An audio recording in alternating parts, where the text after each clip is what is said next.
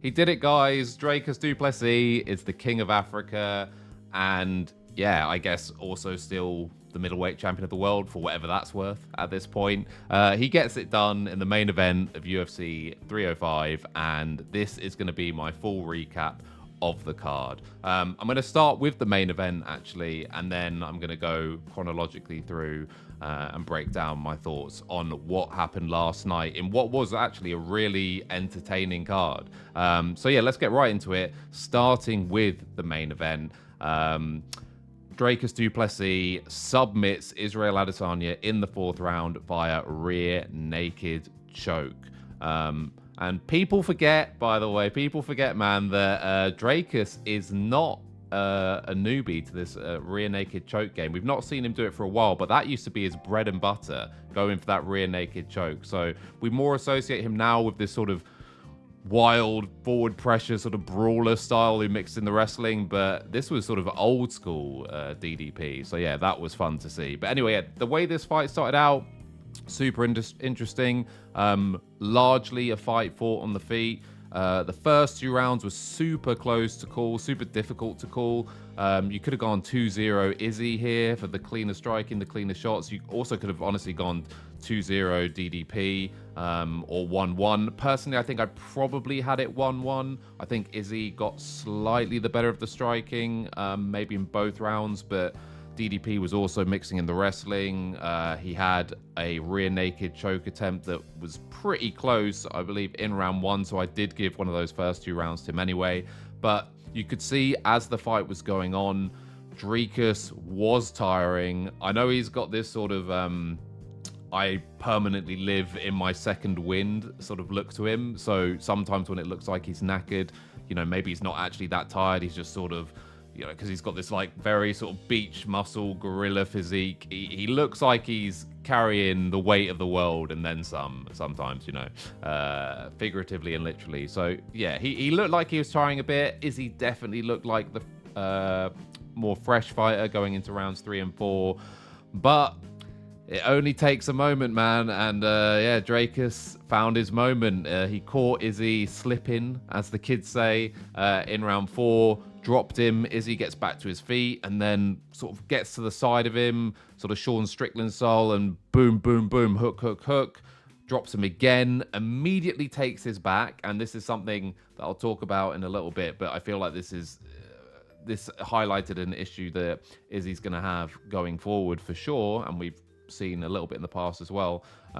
He is too easy to maneuver when he's on the ground. Izzy is great. In fact, I'll just talk about it now. Izzy is great takedown defense / when you take him down, he's very good at getting up again very quickly, partly because of his height and range at middleweight. He's a very tall middleweight, but if you get him down, he's not. This is not a jiu-jitsu Gracie black belt. He's gonna have some issues on the ground. And as I said, Dricus nearly finished him very early in the fight with basically the same set of maneuvers, and then did eventually finish him in the 4th. And yeah, this is sort of painting to me a little bit of a blueprint on how you can beat Izzy. Because the thing is, Izzy in the past, we've said like, basically everyone he's have fights against is better wrestling than him, aside from like Alex, right? So yeah, obviously, you want to take down the striker, control him, wrestling, whatever, and most people haven't been able to do that. But this sort of new breed of middleweight, the sort of the Sean Strickland, the Dricus du Plessis, who have like constant forward pressure. If someone like that then mixes in the wrestling and the jiu-jitsu, I think that is much more difficult for him to deal with. Having said that, what was interesting about this fight is we all know Izzy to be this great, wonderful, technical counter striker, right? That's his bread and butter. That's what he's one of the best of all time at in this division. But Izzy was taking the center of the octagon. Izzy was actually the one who, for large portions of this fight, was moving forward, was pressuring with strikes. And then what was happening was DDP was doing his best Bart Simpson impression, where he would like sort of back up, eat some body shots from Izzy or whatever, and then do his, hey Lisa, if you get in the way of my arms windmilling, it's your fault, not mine thing, and do these like manic charges forward and get some sort of burst damage in, right? It's sort of like, you know, it reminds me of when MVP does it, but like the least aesthetic possible version of what that could look like. You know, MVP's, he's in that karate stance, he's bobbing up and down, he's moving in and out, sort of sharp point karate style, and then DDP comes in with the Bart Simpson old windmill arms, just swinging for the absolute fences. So yeah, I think that was like the biggest difference on the feet. Izzy, much more precise, straight shots going down the pipe each time. So obviously shorter distance, shorter time to target. And Dricus is wild, and it's coming from these much more, I guess sometimes unpredictable, but wide angles, which just take a lot longer to land. Izzy was making him miss a lot. And I do think that's something DDP needs to improve on, is shortening his strikes, not going so wide, because this guy was hitting air for much of this fight. I did think it was quite funny as well in the post-fight interview. Dricus was saying how he wanted to make it really clear, like, this was a fight that was basically fought on the feet and I won it. And it's like, first part was right, buddy. Yeah, this fight was mainly fought on the feet, but spoiler alert, you were not going to win it if it went the full 5, because even if you give Dricus the first 2 rounds, Izzy won the 3rd round by a landslide, and then yeah, he was winning round 4 very comfortably before the barrage. And it seemed like, you know, if there's fight win decision, I'm pretty sure Izzy wins at least 3-2, but whatever, it didn't. It's part of fighting, right? Like, fights don't go to the decision. We hope they don't ever go to decision. And yeah, Dricus caught Izzy in transition and yeah, put him down, took his back, and submitted him. I did find it quite funny that Izzy, just before this happened, was like pointing to the ground, like Max Holloway style, like, oh, let's stand and bang, and then immediately gets clipped on the chin. And then, yeah, I mean, Izzy says he slipped. I think he did kind of slip. I don't know, but I don't really like this immediate downplaying of what your opponent just did to you in the immediate aftermath. So yeah, not sure about that. I also thought it was mega cringe that he was doing, like, all the way through DDP's post-fight interview, Izzy's doing like this anime main character, like walking in the background, pacing through the octagon, shaking his head kind of thing about, yeah, whatever. Like, I don't know. Trying to make it a little bit about him, I felt. But hey, if you get finished in a UFC fight, I'm not going to mug you too hard, right? It's the same reason we don't interview fighters after they get knocked out. It's you're generally not going to be in the best position to put your best self forward, let's say. Also pretty funny that one of the first things Dricus said was like, hey, Izzy, if you decide to retire tonight, thank you. Like, calm down, dude. I don't think he ever suggested he was going to retire after this one, but okay.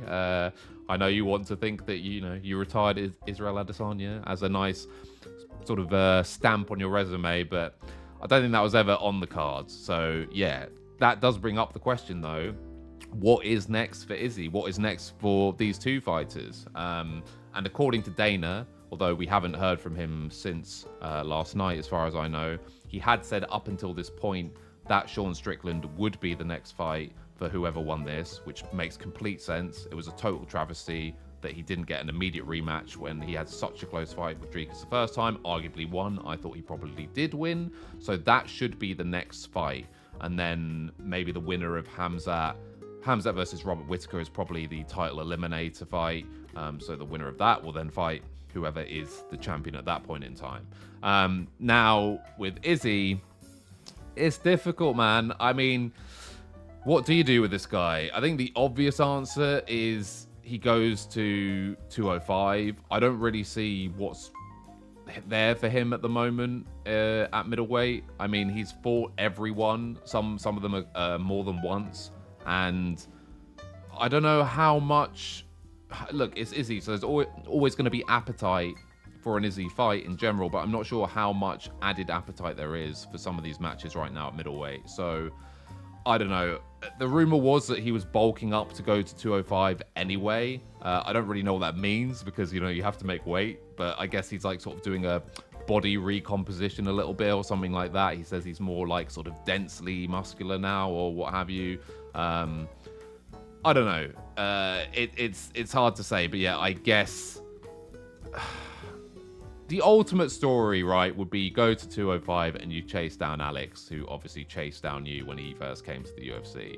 that would be great.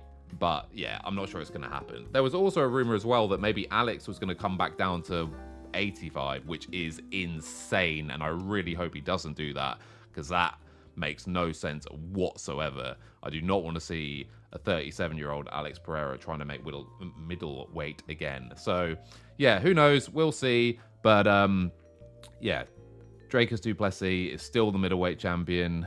Izzy is now in a little bit of limbo, and we'll see what happens. But all I will say is I think that is, as crazy as this sounds, like as crazy as this sounds in a loss, I think that is one of Izzy's greatest ever performances. I actually thought he looked fantastic on the feet. Really crisp, great leg kicks to the body, which we don't always see from Izzy. Like, he often uses a leg to either go straight for the head with, you know, a question mark kick, or just a straight roundhouse or something like that, or to measure distance. He was deliberately targeting Dricus's body, which I think actually did deplete Dricus quite a lot. I think that was one of the reasons why he looked a lot more drained in that fight. And yeah, really nice 1-2s down the pipe. As I said, always very straight, very little width to what he was throwing. So he was landing a lot at a much better tick than Dricus was landing. And yeah, he just looked really good, man. He looked really sharp. His defense looked good. His footwork looked good. His head movement was great. He kept leaning back, and Dricus's punches were sort of always falling short. Yeah, he did not look like a washed fighter by any stretch of the imagination, which is obviously also props to Dricus, because this was not a washed Israel Adesanya. This was a very, very good, one of the best versions of Izzy I've ever seen, and he beat him fair and square. So yeah, great performance by Dricus, great performance by Izzy. Looked amazing. There are lots of winnable fights for him, obviously, still in ranked opponents at the middleweight division. But yeah, we'll see what happens, man. I don't know. Like, I'm a bit worried that he will get sort of bum rushed by a lot of the light heavyweight guys, because I think, as I said, there is a bit of a formula on how to beat him, and the same fear that exists towards Alex, for example, with the sort of one-punch knockout.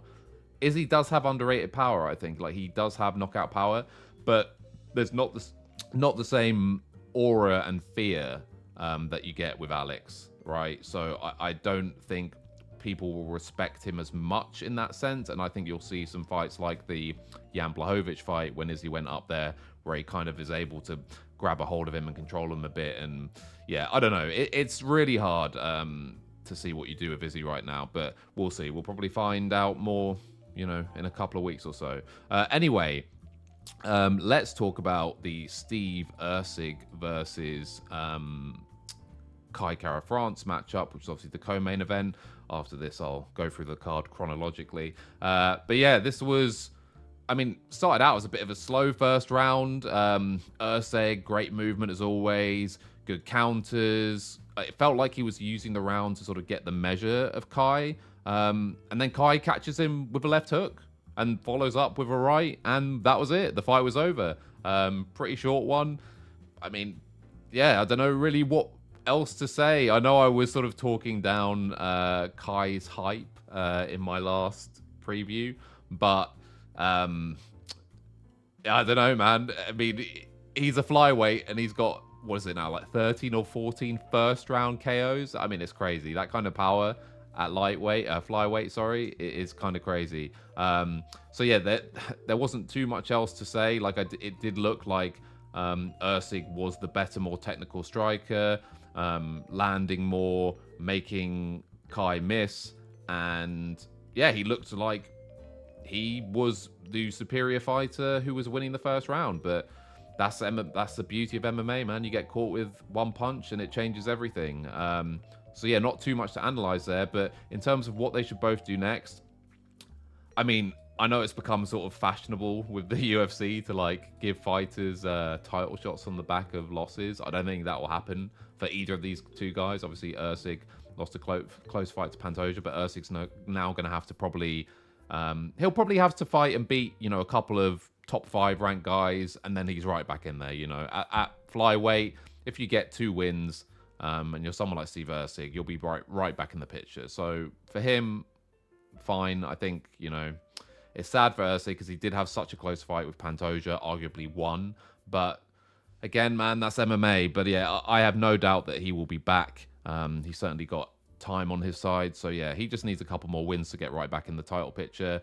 Kai Kara France, sure, you beat Steve Erceg, who was the man that beat the man, or nearly beat the man, but he was coming off 2 losses into this fight. So you can't really give him a title shot. In terms of like who you pair them up with, I don't know. It's hard to say, man. Maybe, I mean, Albazi is an obvious one, right? That would be a rematch.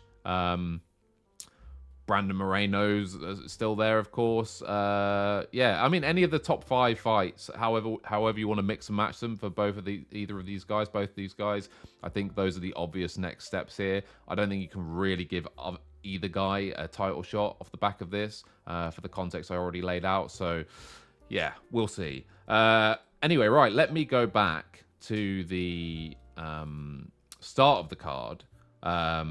Which obviously started with debutant Stuart Nickel versus Jesus Aguilar. Now, despite him being the underdog, I did pick Aguilar to win this fight. As I told you in my preview, watch out for the guillotine. This guy has finished 4 of his 9 wins by Gilly, and he does it again. He pulled guard, and he gets it done. Yeah, this one didn't last too long either, so there's not much to say. I thought it was a bit weird that Aguilar was sort of opting to go into what is Stuart Nickel's world, I guess, with the grappling. But I guess, it's also Aguilar's world. So, yeah, I don't know, man. Like, what I will say is that you can be undefeated all you want outside of the UFC, but until I've seen you fight and beat people in the UFC, I'm going to have my doubts, and I'm most likely, in a fight like this, going to pick against you and pick the guy who I've actually seen win fights in the UFC. So, yeah, that was the reason I went with him, or a lot of the reasons why I went for him. I didn't know too much about Stuart Nickel before this fight, obviously, but yeah, man, you've got to be aware of these undefeated records that come into the UFC and how much it actually means, and take a look at the cards of their records and see who they've actually fought, because yeah, I don't know, UFC is just a different standard to every other promotion out there, unless you're like a Bellator champion or something like that. I'll believe it when I see it in the UFC, let's put it that way. Okay, so moving on to Song Kenan versus Ricky Glenn. And dude, Ricky Glenn needs to retire. He looked so bad. He looked old. He looked slow. He looked slow. I'm looking pretty slow. I should probably hang it up at this early stage. Yeah, his defense was horrendous. He was tanking punches with his face, basically, elbows. He kept shooting takedowns. He was pressuring forward. The commentators kept saying, and they put it very well, that this guy doesn't have any defense. His defense is literally offense, but his offense isn't striking. It's just like wading forward and desperately trying to get takedowns, which is all he was doing the whole fight, and he was getting beaten up. One thing I would say for him is he has a chin, because Song was piecing him up on the feet. He was eating some heavy shots. But yeah, I don't ever want to see Ricky Glenn fight again. That was not a UFC caliber fighter. And yeah, as for Song Kenan and who he fights next, I don't know, man. Just give him someone he can have a brawl with, because he is always up for a brawl. He does have fun fights. He did gas quite a lot in this fight, it felt like. But yeah, give him someone he can have fun exchanges on the feet with. I think that's what's next for him. He's going to have to build up a significant more amount of momentum to, be talking about people high up the rankings or something like that. Right, Tom Nolan versus Alex Reyes. Yeah, Tom Nolan looked really good. He also looked really raw and not refined at all. And when I say not refined, I don't mean from like a technique perspective. I mean, he was reckless. Like, he was straight up reckless. Like, he was clearly the superior, the more talented guy. He was pushing forward and unleashing strikes, lots of spin attacks, mixing it up. But he would get a bit too excited at points and just sort of wade in and just eat metal as well from Alex Reyes. So, yeah, Alex Reyes isn't some world-beating talent, and he landed quite a lot of significant strikes. If Tom Nolan had a weaker chin, he could have actually gone down to some of these hits that he was taking. So yeah, he had Reyes on his bike the whole fight. Reyes was clearly bothered by the striking differential between the two guys, but yeah, I wouldn't be particularly happy if I was Tom Nolan's coach here. It felt like he was kind of trying to brute force his way through the fight by just being the better fighter, the younger, stronger, more talented guy. But he ate way too many shots, man. I would also say, shout out to Reyes because he's tough. He ate a lot of shots in this fight, but survived. So yeah, it's there's a bright future for Tom Nolan for sure. Like, I do think this guy's super talented, but he just needs more experience. I wouldn't, look to throw him against other really talented guys in the division at this point. I would just take it fight by fight because he needs to really iron out some of his, not even necessarily deficiencies, but he needs more experience. Like, he's too reckless in there, and I'm sure there are lots of other things he can tighten up. Right, let's talk about the prelim card, which started with Jack Jenkins versus Herbert Burns. Obviously, Gilbert Burns' brother. Burns was getting torched on the feet by Jack Jenkins. Absolutely torched. He kept, Jenkins would hit him with a shot that would sort of drop him, and then basically Herbert Burns would just lay on his back like he was trying to pull guard or something, or like wanted Jack to jump into his guard. This happened a bunch of times. And yeah, I think what I would say for Jack Jenkins, obviously, as I said before in my preview, he's got great boxing. He's got a lot of power. He was kicking the shit out of Herbert Burns' legs to the point where Herbert Burns couldn't even stand anymore. But what I think Jack Jenkins lacks a little bit is fight IQ. Every time Herbert Burns, would just sort of lay there on his back and want him to come into his guard, Jack Jenkins would kind of entertain it for a bit. He wasn't necessarily like actually going into the guard, but he would hover around him, try and like give soccer kicks to the legs or whatever. And it's like, dude, just get him to stand up. You're absolutely fucking him up on the feet. Just get him to stand up and tee off on him. Keep kicking that leg. And this was the theme of the night, by the way. People who hurt someone's leg and then just abandoned it, or not abandoned it. That's way too harsh in this case, because Jack did keep going back to the leg at certain points. But the point is, if you're messing someone up on the feet, especially someone who their thing is grappling, just don't even entertain the prospect of grappling. Like, it only takes him to grab your ankle off one of those soccer kicks and he can just drag you in and like Khabib you. Just, it's not worth the risk, dude. Just keep going towards what's working, get the ref to stand him up every time and just keep teeing off. Now, eventually Jack did finish him with leg kicks. Essentially, like, he told him to get up one more time, and Herbert Burns literally couldn't get up. So yeah, I mean, as I said, eventually he did go back to the well that was giving him sustenance before, but I would have just liked to have seen a little bit more fight IQ from Jack, and to stop entertaining the idea of going to the ground or messing around with this walking around and kicking him while he's on the floor business, because yeah, just a waste of time in my opinion. But anyway, Jack Jenkins looks great. He's another one. He probably just needs a sort of couple more fights before you really want to throw him to the big boys to refine a few things. But yeah, talented, exciting fighter. Right, Casey O'Neill versus Luana Santos. Jesus. I'm not gonna lie, I know she had hype as a result of, or a combination of, like, a few sort of submission victories or just victories in general and like her social media game, but Luana Santos sucks, dude.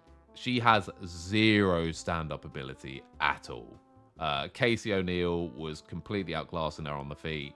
And then, Santos's thing is that she's good on the ground. She's like a submission threat or whatever. Casey O'Neill took her down in round 3 and got her back. And yeah, I mean, it's women's MMA, so I wasn't expecting a finish. There wasn't a finish, but I don't know. Like, there's not too much to say. Like, neither girl's striking was great, but Santos's was horrific. And yeah, Casey O'Neill won a very comfortable decision. There looked to be a massive skill discrepancy. There you go. It is. It is what it is. Right. Joshua Kalibao versus Ricardo Ramos in what was the most frustrating fight I've seen in a long time. This is what we call ultimate negative fight IQ. This is room temperature fight IQ. My God. And also just, yeah, the very definition of fuck around and find out. Ramos was so close to being finished. Kalibo was so close in round 1 to being finished by a rear naked choke, but managed to escape it, managed to get out of it, was sort of, playing up to the crowd. Yeah, and then going into the second round, he starts teeing off on Ramos and basically is heavily winning the fight, kicking the living daylights out of his leg, very similar to the Jack Jenkins fight. This guy can barely walk on this leg, but he continues his showboating, he continues his nonsense, he doesn't finish him, and we go into the corners before the third round, and his corner even saying to him, like, dude, stop messing around, just, take it seriously, basically, because it doesn't seem like you're taking the fight that seriously, and, yeah, press forward, get the job done. But inexplicably, he wasted a lot of his window. He wasn't throwing as many leg kicks. And yeah, Ramos actually got the better of the striking somehow in the third round. And he won. He won a decision because he had the near finish in the first round, which basically gave him the round. And very little of that round was on the feet. Kalibao looked better when it was on the feet, but got taken down and controlled. Round 1, Ramos.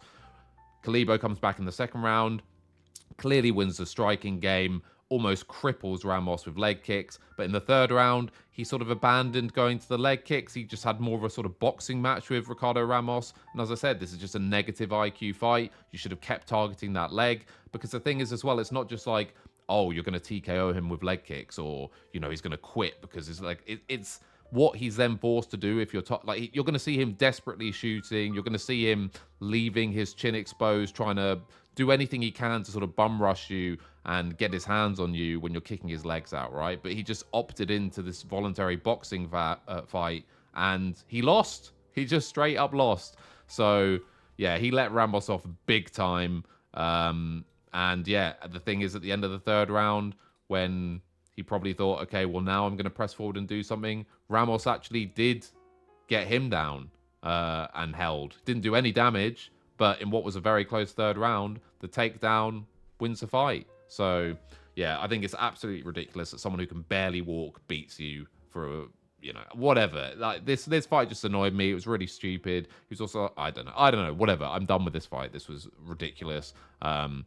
That's now 3 losses in a row for Kalibao. And that's the other thing as well, by the way. When you've lost your last 2 fights, what are you doing? Like, surely just make sure you win this one when you're in a winning position. Like, holy moly, dude. Like, I don't know.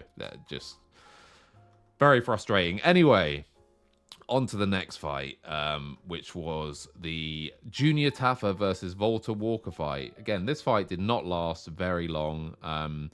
In what little exchange they had on the feet, Junior Taffa looked superior, which to be expected. But yeah, Volta Walker gets a hold of him. And there was a bit of controversy around this fight, but in actuality, there isn't. Because if you know what the rules are, then you know that there was nothing dodgy about this fight at all. So yeah, basically, Volta Walker gets him down and gets him in a leg lock or heel hook. And Taffa screams, and the ref stops the fight.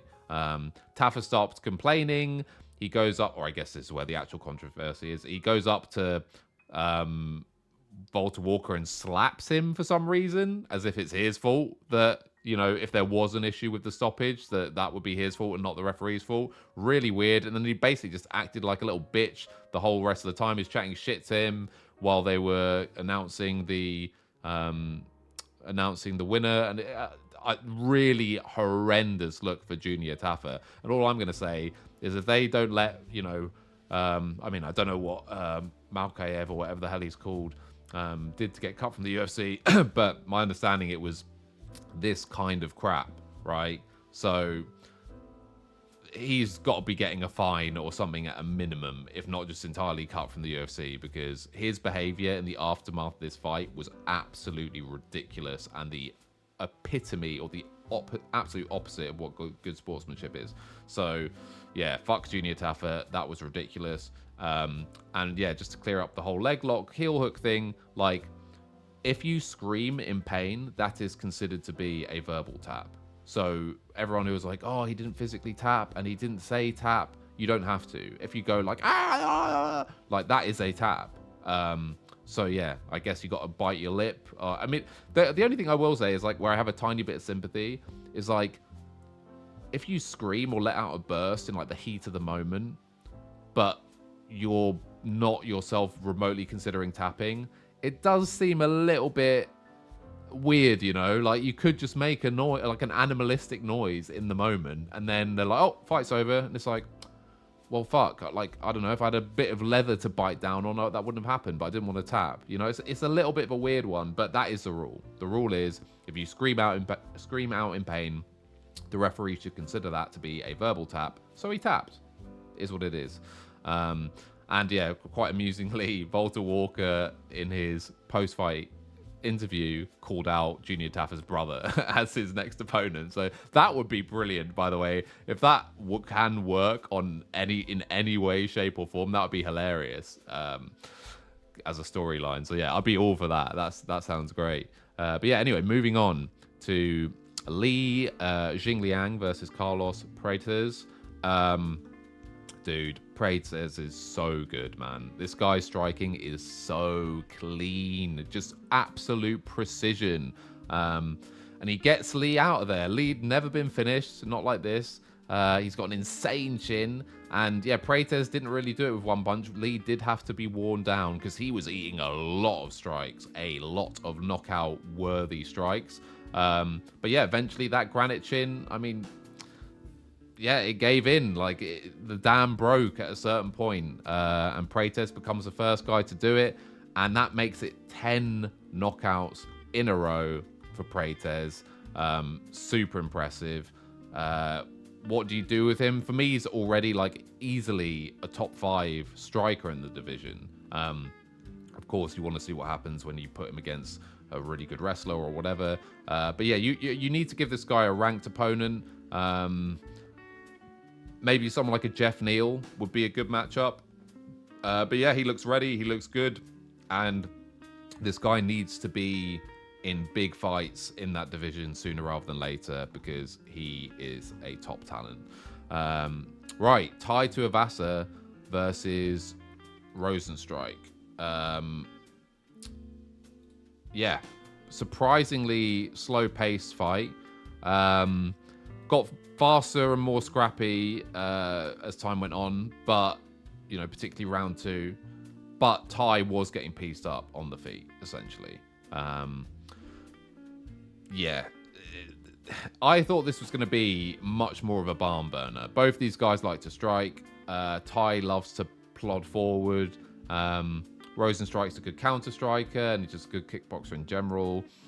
Neither of these guys particularly want to go to the ground. So I thought this would be much more of a barn burner than it was. Round 2 was really good. Round 2 was back and forth and so on. But Rosenstrike was comfortably winning every single round. He was landing the better, heavier strikes, and Tai's face was getting pieced up. Now, obviously, the big takeaway from this fight was one of the judges scored this a 3-0 victory for Tai Tuivasa, which is insane. Now, don't get me wrong, Tai landed a bunch of decent strikes, right? Like he did get some good damage off, but I would say the ratio was about like 3-1 in favor of Rosenstrike, right? Like for every decent punch Tai landed, Rosenstrike was landing at least 3 of his own, and that went for every round. Round 2 was closer, or round 1 actually was the closest round, but yeah, every single round. The idea that you give any of these rounds really to Tai Tuivasa is ridiculous. To give 3 did warrant like investigation, and the UFC agreed because this guy was kicked out of the building after this fight. I don't remember if I've ever seen this before on a UFC card where the judging is so egregious that they basically fire the guy mid-card. I don't remember the last time that's happened, if that has happened, but it absolutely warranted it. This was probably the craziest card I've ever seen. So yeah, I don't know. But anyway, by the way, the guy was from New Zealand as well, so make of that what you will. But yeah, this is now 5 losses in a row for Tai Tuivasa. Obviously, he's at heavyweight, so that probably, you know, moves him up the rankings, if anything, right? Like, it seems impossible to drop out of the top 15 at this point if you're in the heavyweight division. But yeah, it's a rough one. Now, ordinarily, something like 5 losses in a row would probably get you cut. But, you know, if you're Tony Ferguson, or if you're anyone really who has some kind of fandom, then the UFC will generally let you be the one to make that decision if you want to leave or retire or what have you. I don't think he's going to get cut, as I said, because he is a fan favorite. So I don't know what you do with Tai Tuivasa. I'll be real. I just don't think he's a very good fighter. I just don't think he's a very good fighter. I don't think, like, oh, if he just tidied this up, you know, if he just went to a jiu-jitsu coach, like, realistically, this guy is who he is. He's not going to change. The best thing he could do for himself, unironically, is like see a health and nutritionist expert and get his fat to muscle ratio massively altered. Like, let's be real. But a lot of these heavyweights are not interested in that. So I don't know. This guy probably is just happy making a career out of social media driven by doing shoeies from the fucking Nelk boys or whatever, and he'll make money, you know, anyway. So I don't know, but yeah. And as for Rosenstrike, he just needs to keep winning to be back in any kind of picture where you could envisage him fighting like one of the top guys again. So yeah, I mean, he'll want anything again, which is like a striking matchup where he's favored, right? You don't want to pair him with Almeida or someone like that. So yeah, we'll see. Yeah, and right, moving on to the final fight. Well, it wasn't the final fight, but the final fight after I first covered the main event and the co-main, which was an absolute banger between Gamrot and Dan Hooker. Really interesting fight, strange fight, super entertaining fight. Gamrot initially, round 1, was beating the crap out of Hooker. He was winning the striking exchanges, took him down, ground and pound, like some vicious shots from the top, gave him multiple cuts. He had 3 like video game cuts, you know, where he had 1 cut here, he had 1 cut on his cheek here, and I think he had another cut like under here. After round 1, Hooker looked like dead man walking. But then Hooker caught Gamrot with a left hook and nearly KO'd him at the end of the round. And from that point onwards, the fight changed quite a lot. Hooker started heavily winning the striking exchanges on the feet. Gamrot was still competitive. He still has, as I said before, the shorter, sort of more precise, quicker to target punches, kind of like the Izzy Duplessis thing, where Hooker's obviously a bit more wild, a bit wider, not as wide as Duplessis, but you know, the longer to travel time hits, but he was landing them. Gamrot was slowed down as a result, I think, of that punch that clipped him at the end of the first, and Gamrot started to try and go for takedowns basically over and over again, but Hooker started stuffing them. Hooker's takedown defense in this fight was really good. And again, it's like Dominic Cruz pointed out, he was using like the threat of a guillotine every time he shot for a double to like threaten that he could get a submission if he completed the takedown, and that would kind of dissuade Gamrot from really committing to it. And then he also started doing these super heavy sprawls where basically he was like perpendicular to the floor, and he was just landing vicious elbows over and over again on the side of Gamrot's head, and he went to this like clockwork every time after round 1. And yeah, it became dangerous for Gamrot to shoot for these takedowns because Hooker had him figured out. And yeah, it was a very close fight. Having said that, round 2 was Gamrot's worst round, or the round that was most obviously scored for Hooker, because in round 3, Gamrot was very competitive again. He got his sort of own second wind, and he was doing well on the feet. He started winning a lot of the striking exchanges. But again, towards the end of the 3rd round, Hooker sort of took over a bit again. I think Gamrot was kind of gassed from the wrestling, and from the fatigue from taking the punch at the end of round 1. And yeah, it became Gamrot looking for takedowns to sort of bail himself out rather than as an active strategy to actively win. So yeah, it was a really good fight. Dan Hooker is an absolute savage, and he sounded off his nut when he was interviewed after the fight, being asked who he wanted to fight, and he's, it's like, oh, Conor McGregor. Like, I'm not gonna lie, if Hooker is such a fun fighter to watch, and he's so boisterous and sort of energetic and, full of enthusiasm for fighting, that if he was just a bit more articulate or like better prepared or just better on the mic, he could be huge. Like, he's so clumsy on the mic. He's just saying stuff like, oh, how about that, Bubba? It's like, dude, I don't know. Like, just, I know it's a little bit cringe to like completely choreograph or pre-choreograph like what you're going to say after a fight and who you're going to call out, etc. But I think he could benefit from a little bit of that if he doesn't have the sort of the brain to like think of it on the fly, because yeah, that it wasn't a great post fight. Like, that fight deserved some absolute hilarity or like savagery on the mic, and it didn't really get it. It was just a bit of, he just sounded like someone's drunk nephew. So yeah, I don't know. But whatever. Anyway, yeah, that is going to be it for my breakdown. I hope you guys enjoyed that. If you did, please feel free to like and subscribe. That obviously does help. And yeah, I will see you next time. Peace.